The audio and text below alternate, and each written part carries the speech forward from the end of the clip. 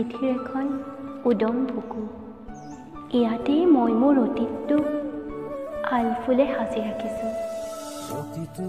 শেষ কেৱল ইয়াৰ পৃষ্ঠাবোৰৰহে হ'ব, কাহিনীটো নহয়। কোনোৱে সম্পূৰ্ণকৈ পঢ়িব, কোনোৱে আকৌ আধাতে এৰিব। হ'লেও কিন্তু কাহিনীৰ নায়কজন সদায় একেজনেই থাকিব। দোলাতে মোহাৰি নিজকে